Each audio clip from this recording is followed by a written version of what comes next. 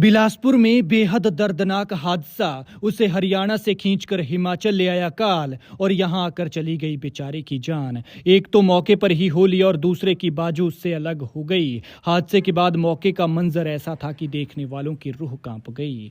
लेकिन किस्मत देखिए, वो बेचारे घूमने के लिए हिमाचल आए थे, लेकिन यहां दर्दनाक हादसा उनके इंतजार में बैठा था। फिर हाईवे पर रफ्तार का कहर देखिए और इस कहर के बाद गाड़ी का हाल देखिए। कुछ नहीं बचा है, कुछ भी नहीं बचा है। सोचिए इस गाड़ी में सवारों का क्या हाल हुआ होगा। सुबह जो चलकर घर से निकला था वो अगले दिन 4 कंधों पर घर लौटा और एक जो ठीक ठाक था उसकी हालत ऐसी कि डॉक्टर्स को बाजू काटनी पड़ी।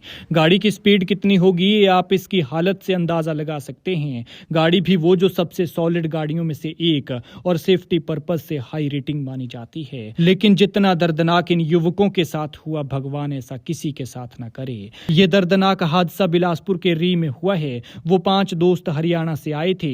तनाव भरी जिंदगी से दूर थोड़ा सुकून पाने के लिए पहाड़ों की तरफ निकले थे। सोचा होगा कि हिमाचल जाएंगे और तरोताजा होकर आएंगे और कुछ प्यारी प्यारी यादें भी लाएंगे। लेकिन सच कहा है किसी ने कि वक्त और मौत किसी के लिए नहीं रुकते। वक्त का पहिया घूमता जाता है और मौत जब जहां जैसे जिसे आनी है वैसे ही आनी है। इन बेचारों के साथ भी ऐसा ही हुआ। इनका बुरा वक्त आया तो ये हरियाणा से हिमाचल की तरफ आ निकले। लेकिन बेचारों की किस्मत देखिए, कुल्लू मनाली पहुंचना तो दूर की बात थी, अभी इन्होंने हिमाचल का बॉर्डर ही क्रॉस किया था कि यहां पर यह हादसा हो गया। हादसे में एक की जान चली गई जबकि 4 घायल हो गए। इनमें से एक अपना बाजू गंवा बैठा है। जानकारी के मुताबिक हरियाणा के अलग अलग जगहों से निशांत, विजय, नरेंद्र, सौरभ, मनीष और अभिनव घूमने के लिए कार से मनाली आ रहे थे।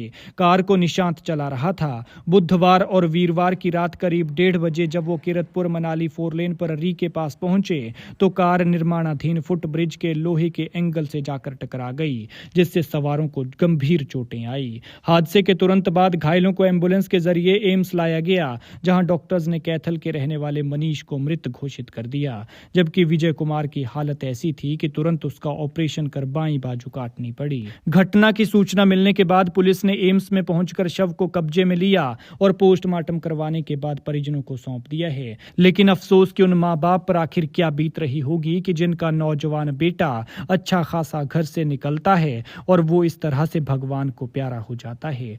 सोचकर ही दिल पसीज जाता है।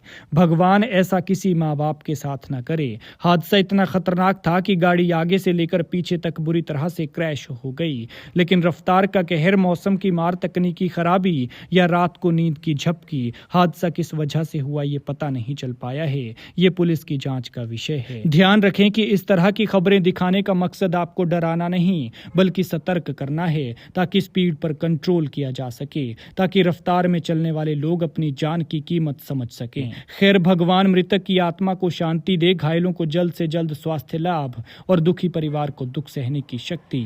लेकिन इस तरह के हादसों से सबक लें और गाड़ी ध्यान से धीरे चलाएं, क्योंकि जब आप घर से निकलते हैं तो कोई आपके सुरक्षित घर वापस लौटने का इंतजार करता है। देखिए हादसे के बाद की ये तस्वीरें।